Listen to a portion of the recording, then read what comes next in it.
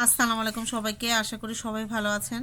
আজকে আমি আলুর পরোটা বানাবো, তো চলুন শুরু করি।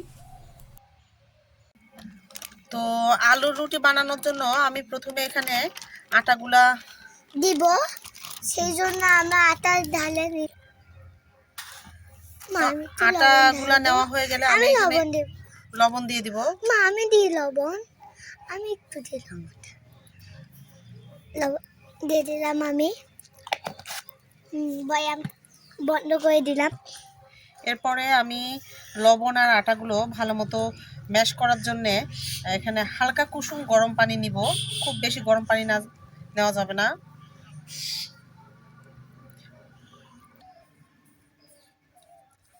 তো রুটিগুলা হয়ে গেলে, মানে ছানা হয়ে গেলে আমি এগুলাকে আধা ঘন্টার জন্য রেস্ট দিব।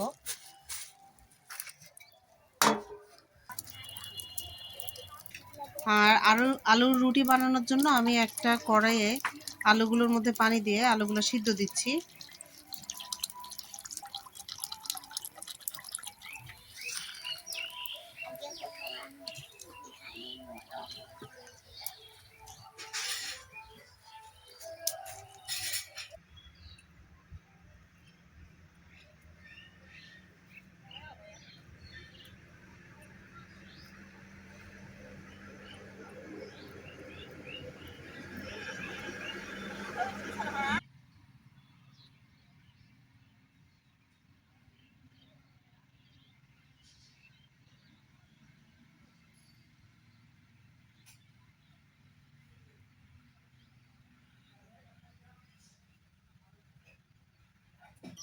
তো ধনিয়া পাতাগুলো তুলে আমি চাটনি করব, যেহেতু আলুর রুটি করব। আলুর রুটির সাথে চাটনি না হলে ভালো লাগবে না।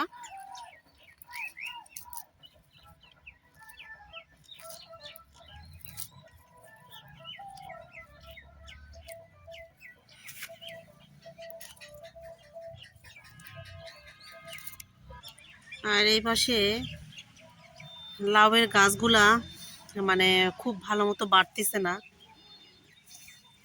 তাও মনে করছিলাম লাউয়ের গাছগুলো মারা যাবে, তো না, লাউয়ের গাছগুলো ভালো আছে, মনে হয় বাড়বে। লাউয়ের গাছে জাংলা দিতে হবে। তো ধনিয়া পাতার চাটনি করার জন্য আমি প্রথমে ধনিয়া পাতাগুলো রসুন আর দুইটা মরিচের সাথে বেটে নেব। তো অবশ্যই মরিচ যদি বেশি ঝাল হয় তাহলে একটা দিলেই হবে, আর আপনাদের পরিমাণ মতো আপনারা দিয়ে নেবেন। সাথে লবণও দিব, লবণ দিয়ে বেটে নিব।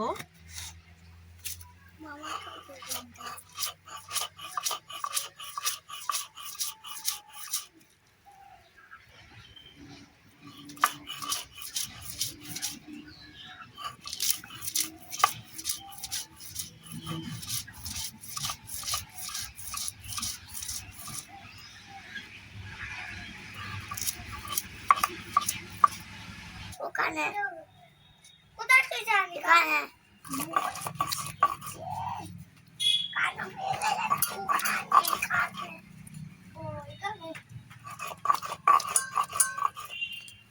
আমি অল্প একটু নেব।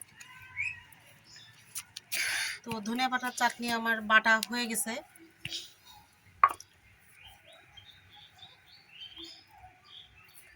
আমি একটু গ্লাসে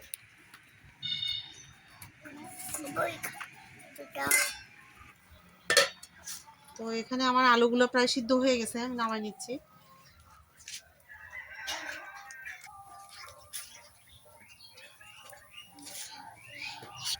আর এখানে তার আগে আমি আলু ছেলার আগে আমি এখানে পেঁয়াজগুলো ভাজে নিচ্ছি। আমার যেহেতু মরিচ নাই, শুকনো মরিচ, আমি কাঁচামরিচ দিয়ে ভাজে নেব। তবে কাঁচামরিচ পরে দিব, এখন দিলে পুড়ে যাবে।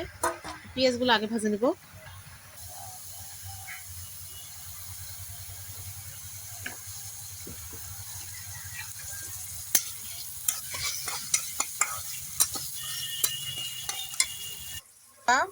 ভাজতে ভাজতে এখানে আলুগুলো ছিলে নেই। তো এখানে আমার পেঁয়াজ মরিচ ভাজা শেষ। আলুগুলো আমি এখন ভর্তা করে নিব।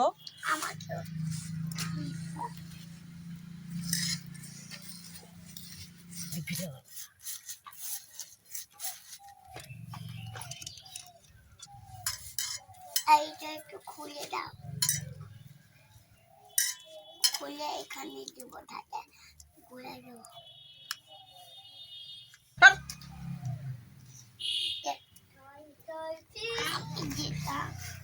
কে কে বলা খাবে আমার হাতের বাড়া?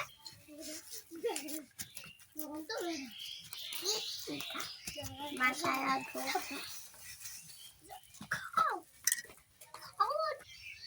তো যে আটাটা আমি রেস্টে রাখছিলাম এই আটাটা আবার একটু মথে নেওয়া লাগবে।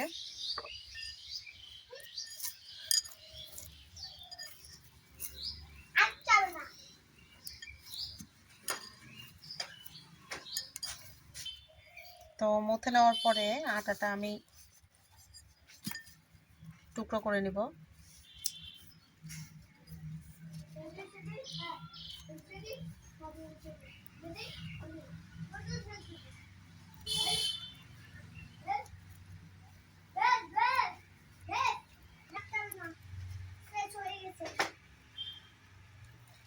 তো এরপরে আটার পিসগুলো আমি একটু গর্তর মতো করে নিব,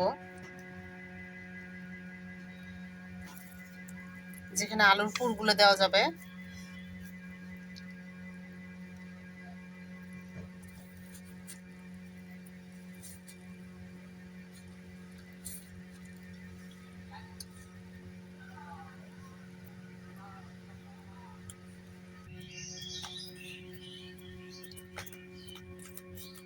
কি বানাও? আলুর রুটি।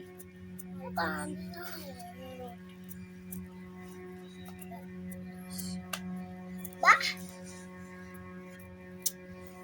সেই মজা হবে।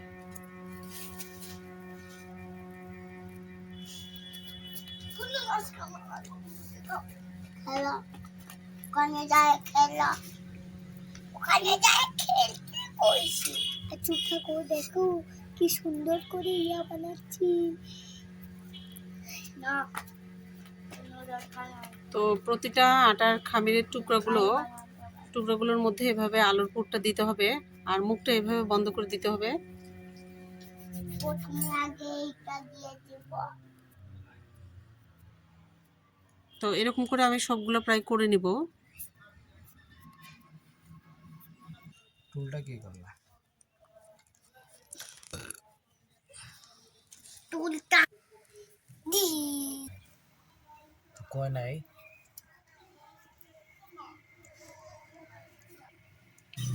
তো এখানে সবগুলো খামিরের মানে আলুর পুর দেওয়া হয়ে গেছে। তো এগুলো এখন বেলে নিতে হবে। তো আমার হাজবেন্ড আমাকে একটু সাহায্য করতেছে।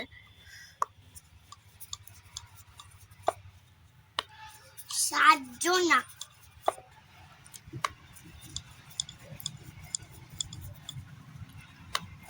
দেখুন আমরা তো রুটিগুলো এমনভাবে বেলতে হবে যাতে আলুর পুরটা না বের হয়ে যায়, চারপাশে সমান হতে হবে।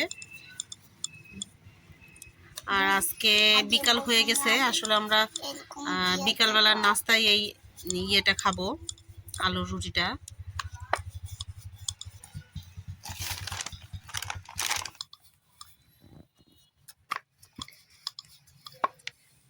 তো রুটিগুলো প্রায় সবগুলো আমার হয়ে গেছে। এখন রুটিগুলা ভাজে নিতে হবে। আসলে এটা রুটি না, পরোটা ভাজতে হবে। খুবা তো এখানে আমি চুলাতে তাওয়া বসাই দিছি আর রুটিগুলা এখানে দিয়ে দিচ্ছি।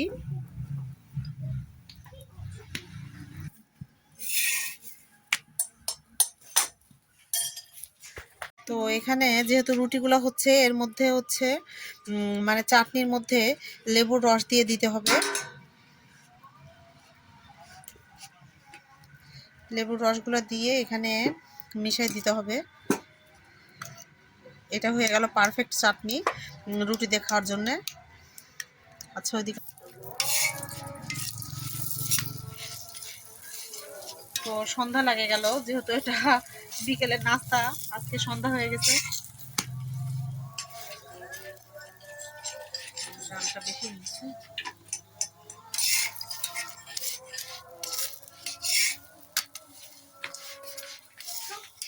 তো রুটিটা হয়ে গেছে। জ্বালাই দিবে, সব জ্বালাই দিবে।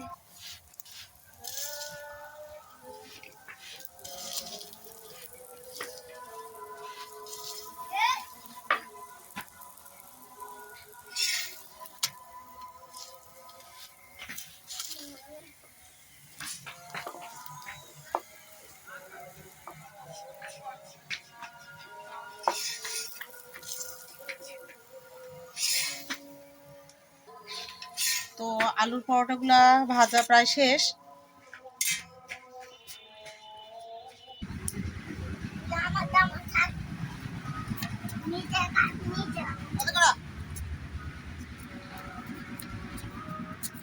আটিকা আসো, দুষ্টামি করো।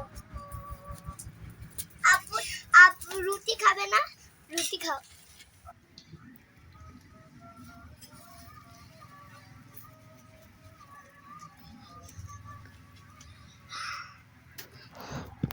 মা, চাটনিটা এত ঝাল কেন? সবাইকে সাথে থাকার জন্য ধন্যবাদ। চাটনিটা এত ঝাল। ভিডিওটা ভালো লাগলে অবশ্যই লাইক কমেন্ট করবেন, চ্যানেলটা সাবস্ক্রাইব করবেন। আসসালামু আলাইকুম সবাইকে।